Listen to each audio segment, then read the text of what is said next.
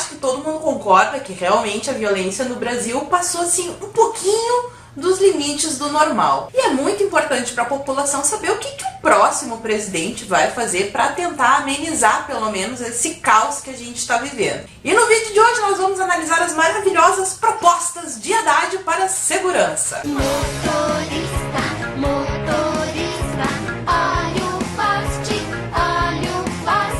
Eu aconselho que quem não tiver lido ainda o plano de governo do PT e do Bolsonaro dê uma lida até para confirmar se isso que eu estou dizendo para vocês é verdade, se não é verdade, se é mentira, se tá lá, se não tá. Agora não vem passar vergonha aqui nos comentários dizendo que eu estou espalhando fake news sem nem ter lido o plano de governo dos candidatos. Aí, mais um detalhe, eu vou fazer, o próximo vídeo vai ser a comparação do plano do Bolsonaro com o do Haddad. Então vamos lá, esta maravilha, esta obra-prima do pensamento político brasileiro. Segurança pública cidadã. Já começa com aqueles adjetivos cidadã, social, democrático, eles nunca usam uma palavra, eles sempre têm que encher de vários adjetivos, mas vamos lá. Em que pesem os avanços do governo Lula e Dilma, a atuação do Estado na segurança pública tem se revelado falha e precisa ser aprimorada. Então ele até confessa, né, que Lula e Dilma erraram um pouquinho assim no seu plano de governo e realmente transformaram o Brasil no país, num dos mais, se não o mais violento do mundo. Gostei de ver a humildade do nosso candidato. Erraram um pouquinho, né? Um pouquinho só, pouca, coisa pouca. Ninguém nem notou muito.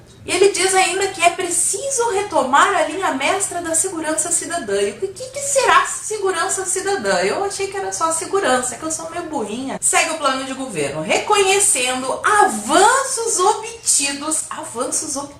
É mentira! Em importantes experiências acumuladas ao longo desses anos e aprimorando a abordagem sobre os temas que mais afetam a segurança da população. Vamos aos avanços maravilhosos da segurança no Brasil. Brasil lidera número de assassinatos no mundo com 60 mil mortes por ano. Com 62,5 mil homicídios, Brasil bate recordes de mortes violentas. Número de pessoas assaltadas no Brasil é o dobro da média mundial. É pouca coisa, só o dobro. Bandidos matam 7 pessoas por dia em assaltos no Brasil. Então este foi um maravilhoso avanço da segurança petista. É impressionante, realmente. Houve um avanço no número de mortes violentas no nosso país. Aí ele fica mais uns 3 parágrafos ali enrolando com extermínio das minorias mais negras, mais trans, mais anãs, mais etc e tudo mais.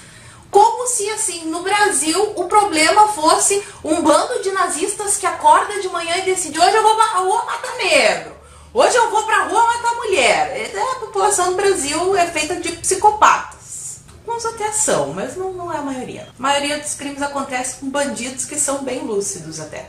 E segue o maravilhoso plano. Nesse contexto, a política de controle de armas e munições, ele quer controlar armas e munições, deve ser aprimorada, reforçando seu rastreamento por meio de rigorosa marcação nos termos do Estatuto do Desarmamento. Aquela coisa maravilhosa que o povo disse que não queria, rejeitou o Estatuto do Desarmamento com 2/3% dos votos no plebiscito. Eles implementaram mesmo assim, eu fico até nervosa e gaguejo, eles implementaram mesmo assim e agora eles querem ampliar porque eles acham que o controle não foi suficiente. Então que fique bem claro que o nosso querido amigo Haddad está sim propondo um controle mais rigoroso às armas no Brasil. O pessoal gosta muito de falar assim que a Inglaterra é um exemplo a ser seguido, que lá o desarmamento funciona, que é um país muito tranquilo.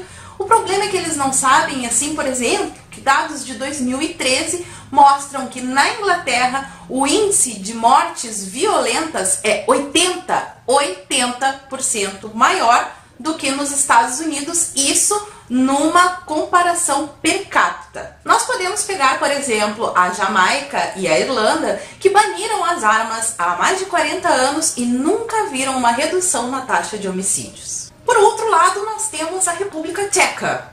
Lá, inclusive, o porte de armas é liberado, porque tem diferença entre posse e porte. Posse é poder ter arma em casa e porte é poder ir para a rua com esta arma. Então, lá na República Tcheca, é liberado, inclusive, o porte de armas e crimes violentos, como, por exemplo, assalto à mão armada, homicídio, estupro, estão em queda nos últimos 20 anos. E na Suíça, então? Lá na Suíça, aquele país muito violento que é a Suíça, você pode inclusive comprar um fuzil. Sim, comprar um fuzil sem fazer nenhum tipo de registro. E eu não preciso dizer pra vocês que lá a taxa de criminalidade é uma das menores do mundo e ainda por cima vem diminuindo um pouquinho a cada ano. E vocês devem estar pensando neste momento, nossa, mas que mulher bem informada. Não sou tão bem informada assim, só li esse livrinho aqui que tem esses dados, recomendo pra vocês, você meu amiguinho desarmamentista. Aqui vai cair por água muitas das suas ilusões. Quem quiser comprar, vou deixar o link aqui no comentário fixado também. Quem comprar por esse link ajuda o canal. Nós vamos promover o desencarceramento de pessoas que cometem pequenos delitos, que é hoje o maior contingente de prisioneiros. Então tem milhares e milhares de argumentos, provas, dados estatísticos mostrando que desarmar não é a solução para a violência. A gente vai voltar nesse assunto depois. E também um detalhezinho que eu acho importante, assim, todos os regimes totalitários tiveram que antes desarmar a população para conseguir chegar ao poder.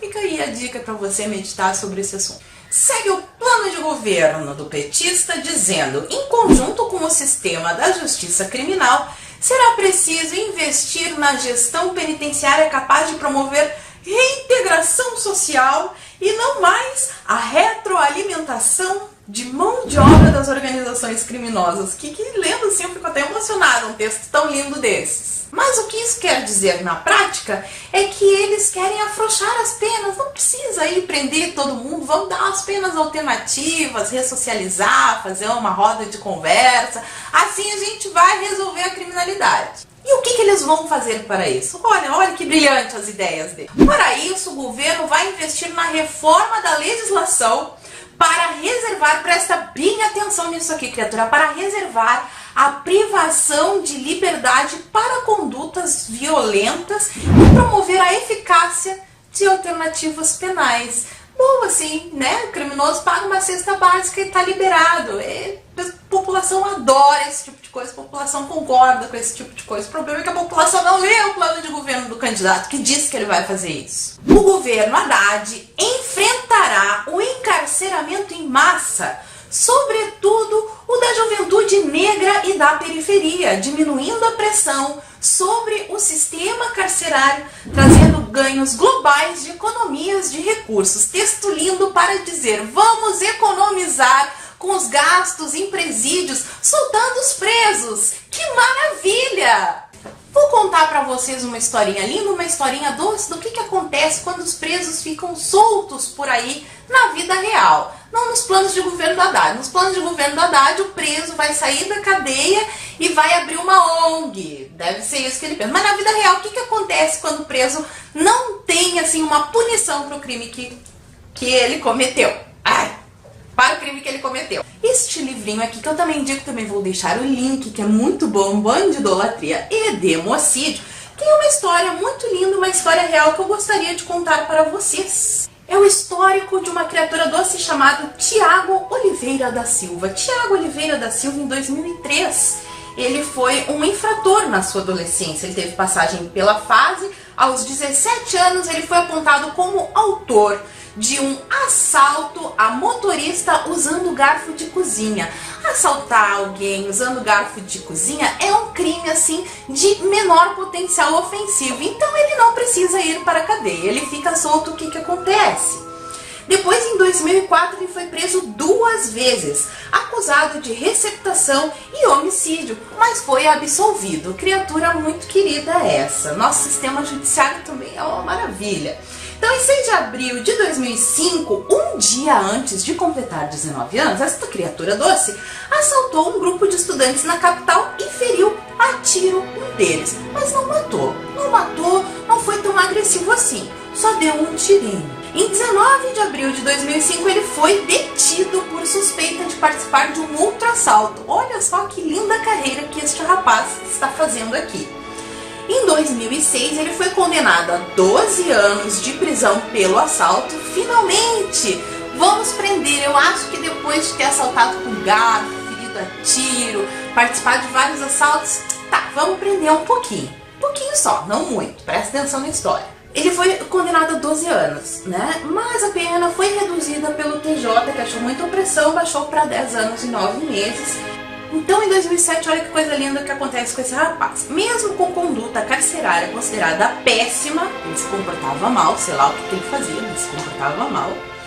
E exame criminológico apontando que apresenta alto grau de vulnerabilidade psicossocial. Então, além de se comportar mal, ter feito todos esses crimes, ainda tinha um laudo do psicólogo dizendo que o cara não dá pra soltar. O que aconteceu? Ele foi beneficiado com a progressão para o semiaberto e transferido para uma colônia penal. Que bonito isso! Daí ficou meio assim, absurdo. O TJ resolveu cassar a progressão do regime que o Ministério Público pediu, mas antes da decisão ser cumprida, o que aconteceu? O jovem fugiu. O jovem fugiu e voltou para a rua. E quando ele voltou para a rua, o que ele fez? Ele foi contar histórias para crianças? Ele foi ajudar os pobres? Ele foi fazer caridade? Não. Olha o que ele foi fazer. Em 2007, ele foi capturado e cumpriu a punição em regime fechado em isolamento pela fuga e pelo mau comportamento. Oh, que bom! Mas em 2010 ele ganhou o benefício do semiaberto de novo e, surpreendentemente, fugiu de novo. Como que poderiam esperar isso deste rapaz tão querido? E quando ele fugiu, aí em 2010 ele foi recapturado de novo, aí ficou no regime fechado por mais 8 meses. Depois ele voltou para o semiaberto, foi transferido e no mês seguinte obteve direito à liberdade condicional. Que história mais emocionante. Em 2012 ele foi preso em flagrante com 47 pedras de crack, um revólver calibre 38. Parece que ele não respeitava muito o Estatuto do Desarmamento aqui, pelo que eu tô vendo, né? E em 2013 ele foi condenado por mais 8 anos e 8 meses. Mas o TJ diminuiu a pena de novo para 3 anos e 2 meses. Em 2013, com a redução da pena, o livramento condicional foi mantido e Tiago volta para casa. Em 2015, esta linda criatura foi presa em flagrante por 6 assaltos e o crime não tinha sido julgado até 2017, quando foi escrito o livro. Em 2016, ele foi favorecido com uma comutação de penas, um descontinho na pena ali, conforme o decreto presidencial. Em 2016, o decreto presidencial, quem que era o presidente que fez isso? Então ele ganhou o quê? Um indulto natalino, porque o presidiário ele fica muito oprimido sem poder comemorar o Natal com a sua família depois de ter assassinado e assaltado as pessoas, então ele ganhou a liberdade para curtir o Natal.